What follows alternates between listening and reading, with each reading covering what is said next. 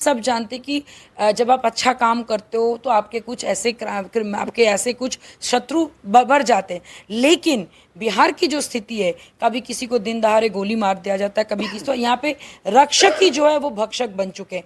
तो मैं भी ये उम्मीद लगाती हूँ कि बहुत जल्द नीलेश के हत्यारे को पकड़वाया जाए, क्योंकि उनके छोटे छोटे बच्चे, उनकी पत्नी का मैं उस दिन बाइट्स वगैरह इंटरव्यू देख रही थी तो मन में बड़ा दर्द हुआ देख के कि बच्चों को विश्वास ही उठ गया भगवान से, क्योंकि कोई सोच भी नहीं सकता था अचानक से वो गाड़ी से उतरेगा और उनको ऐसे करके गोलियों से भून दिया जाए। उनकी पत्नी का क्या कहते हैं, नीलेश जी की वाइफ, क्या सबको पता है कि अगर अपराधियों को कोई माने कहीं पे भी अगर कोई संरक्षण दे रहा है तो हमारे सिस्टम ही दे रहा है।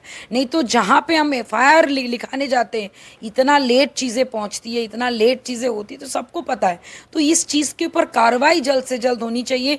नहीं तो मैं तो चाहूँगी कि भाई नीलेश के जितने भी चाहने वाले सपोर्टर है, इसको जल्द से जल्द इसको सॉल्व करने के लिए आंदोलन करने के सिवा और कोई रास्ता, क्योंकि बिहार में एक आम बात हो गई है, कुछ बात ऐसे आवाज़ को जब तक आप आवाज़ मैंने मैंने क्या कहते हैं लाठी ना दबा के बोलो कि अभी हमको चाहिए, तब तक वो आवाज़ नहीं सुनती। और अगर आप आवाज़ उठाओगे तो लाठी चार्ज होगा, गोलियां चलेंगी, बंदूकें चलेंगी। ये तो अभी स्थिति है बिहार की। तो इस स्थिति की ऑनेस्टली बताएं, नीतीश कुमार जी एक कठपुतली बने हुए, हमारे honourable CM is just a puppet. और वो किन के हाथ में? लालू जी के हाथ में। लालू जी अपना किडनी ट्रांसफ़र करा के सिर्फ और सिर्फ अभी लगे हैं अपने किसी भी तरह अपने बेटे को राजगद्दी में देने के लिए। मुझे बड़ा दुख होता है देख के युवा नेता डिप्टी सीएम तेजस्वी प्रसाद यादव, जो एक्चुअली चाहे तो बहुत अच्छा काम कर सकते थे, लेकिन अनफॉर्चुनेटली फिर से वही पिताजी का कहा जा रहा है कि जंगल राज 2.0 आ गया है। हम नीलेश मुखिया का जिक्र करते हैं, उनको मार दिया जाता है, उसके बाद जो उनके मैन अपराधी है, जो मैन एक्यूज है, पत्नी लगातार गुहार लगा रही है पर कर धर पकड़ नहीं हो रहा, मात्र 2 अभी भी फरार है। सही बात बोले तो अभी बिहार की, पूरे बिहार की जो स्थिति है, एक जिला में अपराध खत्म नहीं हो रहा है कि दूसरे जिला में शुरू हो जा रहा है। और नीलेश मुखिया तो मान लीजिए हमारे ही इलाके के मुखिया थे और 2 दिन यहाँ पे आपके बंदी भी था। एंड मोर ओवर नीलेश जी को मैं पर्सनली बहुत सालों से इसलिए भी जानती हूँ क्योंकि एक समय पे उन्होंने एक बड़ी कंपनी का सीएनएफ भी लिया हुआ था। एंड बहुत ही ऐसे तो बहुत ही माय डियर सज्जन आदमी थे, क्योंकि मेरे साथ भैया अच्छा रिलेशन था, तो मैं वही बोलूँगी, घरेलू संबंध थे, बहुत पुरानी बात है।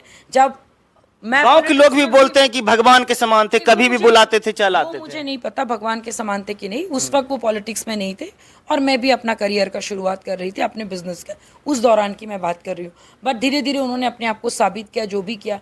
और हम सब जानते कि जब आप अच्छा काम करते हो तो आपके कुछ ऐसे आपके ऐसे कुछ शत्रु बढ़ जाते हैं। लेकिन बिहार की जो स्थिति है, कभी किसी को दिन दहाड़े गोली मार दिया जाता है, कभी किसी तो यहाँ पे रक्षक ही जो है वो भक्षक बन चुके हैं। तो मैं भी ये उम्मीद लगाती हूँ कि बहुत जल्द नीलेश के हत्यारे को पकड़वाया जाए, क्योंकि उनके छोटे छोटे बच्चे, उनकी पत्नी का मैं उस दिन बाइट्स वगैरह इंटरव्यू देख रही थी तो मन में बड़ा दर्द हुआ देख के कि बच्चों को विश्वास ही उठ गया भगवान से, क्योंकि कोई सोच भी नहीं सकता था अचानक से वो गाड़ी से उतरेगा और उनको ऐसे करके गोलियों से भून दिया जाए। उनकी पत्नी का कहना है कि उनके जो पति को जिन्होंने मारा था, जिनको वो बता रही हैं कि ये लोग अपराधी हैं, बोला जा रहा है कि इनको सरकार का संरक्षण है, इसी कारण इनकी धरपकड़ नहीं हो पा रही। क्या लग रहा है? देखिए ऑनेस्टली बताएं कि अभी बिहार की जो स्थिति है, ये नीलेश, क्या कहते हैं, नीलेश जी की वाइफ, क्या सबको पता है कि अगर अपराधियों को कोई माने कहीं पे भी अगर कोई संरक्षण दे रहा है तो हमारे सिस्टम ही दे रहा है।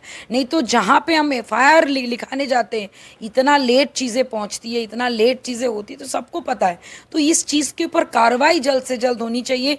नहीं तो मैं तो चाहूँगी कि भाई नीलेश के जितने भी चाहने वाले सपोर्टर है, इसको जल्द से जल्द इसको सॉल्व करने के लिए आंदोलन करने के सिवा और कोई रास्ता, क्योंकि बिहार में एक आम बात हो गई है, कुछ बात ऐसे आवाज़ को जब तक आप आवाज़ मैंने क्या कहते हैं लाठी ना दबा के बोलो कि अभी हमको चाहिए, तब तक वो आवाज़ नहीं सुनती। और अगर आप आवाज़ उठाओगे तो लाठी चार्ज होगा, गोलियां चलेंगी, बंदूकें चलेंगी।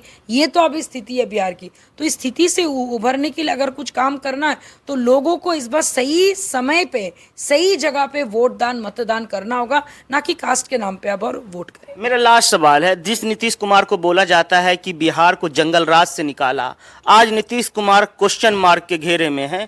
लगातार बिहार में लॉ इन ऑर्डर संभल नहीं रहा है, गृह मंत्रालय भी उनके पास है, वो बिहार के लगातार सीएम रहे हैं 17 सालों से। ऐसा क्या हो गया है कि बिहार में लॉ इन ऑर्डर एकाएक चरमरा गया है? क्योंकि ऑनेस्टली बताएं, नीतीश कुमार जी एक कठपुतली बने हुए, हमारे honourable CM is just a puppet. और वो किन के हाथ में? लालू जी के हाथ में। लालू जी अपना किडनी ट्रांसफ़र करा के सिर्फ और सिर्फ अभी लगे हैं अपने किसी भी तरह अपने बेटे को राजगद्दी में देने के लिए। मुझे बड़ा दुख होता है देख के एक युवा नेता डेप्यूटी सीएम तेजस्वी प्रसाद यादव जो एक्चुअली चाहे तो बहुत अच्छा काम कर सकते थे, लेकिन अनफॉर्चुनेटली फिर से वही पिताजी का उनका सोच और गरीबों का मसीहा जो बोलते कहीं से भी दिखता नहीं है। तो कहीं ना कहीं एक कंट्रोल जो पावर ऑफ कंट्रोल है वो जेडीयू के पास ना, वो नीतीश कुमार जी के पास है। पूरा पावर ऑफ कंट्रोल अभी आरजेडी के पास चला गया। इसी कारण क्राइम बढ़ रहा इसी है। वजह से चारों तरफ चारों दिशा आप इस टाइप के डरावने घटनाएं आप देख पा रहे हैं। इसको खत्म करना है तो चीजें जड़ से खत्म करो, और जड़ से खत्म करने के लिए हम सबको पता है 24 में मोदी सरकार और 25 में डेफिनेटली एनडीए का सरकार बिहार में आएगा, तभी क्राइम कंट्रोल में आ पाएगा।